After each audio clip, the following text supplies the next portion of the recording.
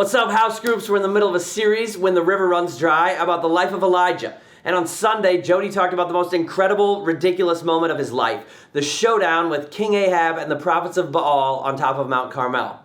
God sent Elijah back to confront Ahab and Jezebel again after the drought he'd originally proclaimed had lasted 3 years, which is a long time. And so as soon as Ahab saw Elijah, he yelled out, "Is that you, you troubler of Israel?" And the word troubler there in Hebrew is often translated snake. And so Ahab's so mad. He's like, "You snake, this is all your fault. There's a famine. People are dying because of you." But Elijah was having none of it. He says, "Nah, man, it's on you. You led them astray. You caused them to worship false gods who are toxic to their lives, their futures, and their souls. This is the result of your idolatry and theirs." I think that's a fascinating interaction. Because, at least if you're anything like me, it's easy to look back at ancient people and be like, they were so stupid.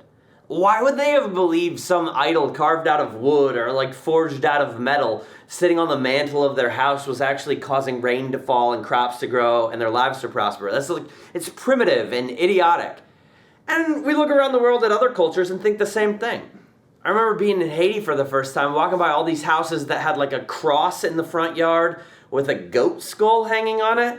And I was like, what in the world is that? And I asked the guys we were walking with, they're like, well, they go to church on Sunday to worship Bon Dieu, that's their name for God, but it means good God.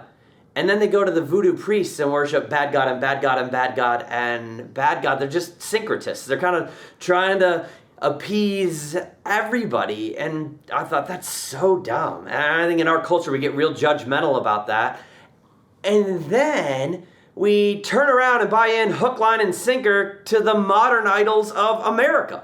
We think that money or sex or power or a house or a car or the success of our kids in sports or school or the way we look and a laundry list of other things is what will really bring us happiness and security and success. Now, let's be real for a minute.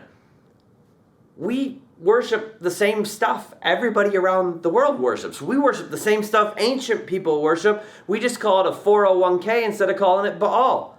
We call it romance instead of naming it Asherah. We call it success instead of calling it Chemosh.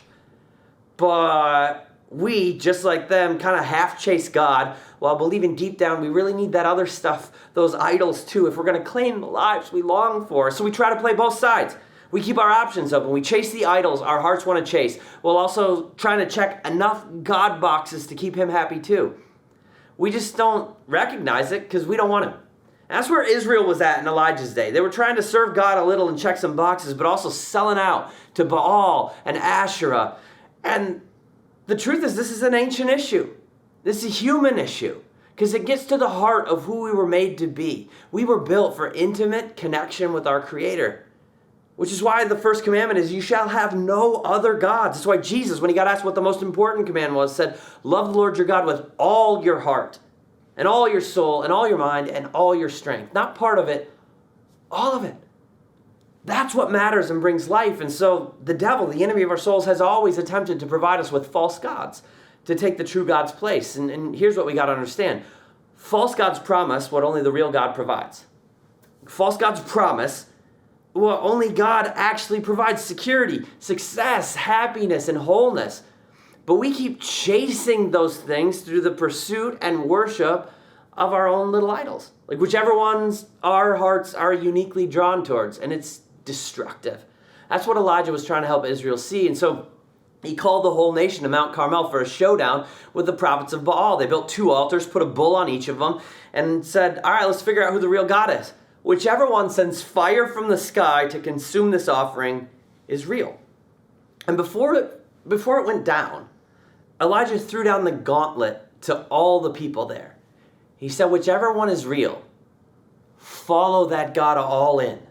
Like, I dare you to stop wavering, stop giving part of your heart to God and part of your heart to idols. It's so stupid and it's so destructive. And what you get is the worst of both worlds. The worst of both worlds. And you guys, I think if Elijah were here, he would say the exact same thing to us today. We all worship. As human beings, we're worshipers. We can't help but chase whatever the thing is we've ascribed ultimate value to. And Elijah would look at us and say, chase it then.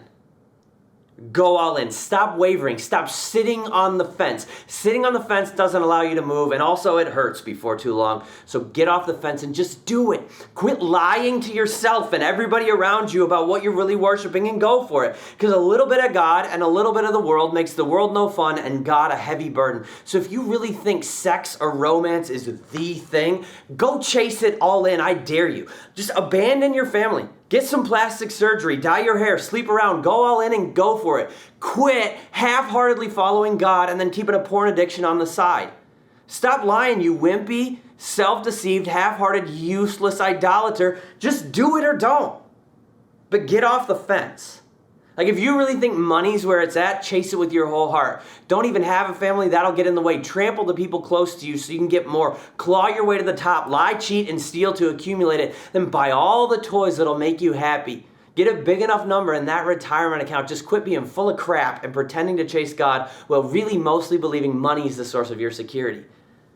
Like, if you really believe it's power, the sports or academic success of your kids, whatever it is, whatever the ultimate thing is for you, stop being too scared to chase it, because God doesn't do second place, so just go all in. Do it or don't. But if God is God, then you better chase him with everything you've got. That's Elijah's message to Israel at Mount Carmel. And ultimately, like, what happens is the prophets of Baal cried out. They're like, oh, Baal, send the fire. Nothing happened. And Elijah sat around making fun of him. I kind of picture this moment, like they're on top of the mountain, and Elijah's like Uncle Si from Duck Dynasty. He's just sitting in a lawn chair, sipping his tea, taunting them as their false god, their idol, did nothing. And the bull just sat there. Elijah's like, maybe he's on vacation. Maybe he's taking a nap. Maybe he's pooping. Just give him some time in the bathroom. Literally, that's what Elijah says to them. He's like, hey, I don't know. But the whole time, Baal did nothing, because Baal's not real and Baal can't do anything. Like, all day, they kept crying out like it was going to happen. And the thing that gets me is what for them was a full day is often for us a lifetime of crying out, chasing idols, getting nothing in return. And the truth is, like Israel saw on the top of Mount Carmel when Elijah prayed, only the true God can bring the fire we're longing for. And so my challenge to all of us this week is to take an honest look at our lives and be real about the idols we've been clinging to and putting our hope in, kind of half-heartedly, while also half-heartedly following God. And then I pray that we'll decide, God, I'm all in. I'm going to quit believing in the false gods that promise what only you provide. I'm going to love you with all my heart and all my soul and all my strength. Because you guys, it's only when we make that decision, when we get off the fence and go all in, that we can live free and step into the beauty of the lives and futures we were created for.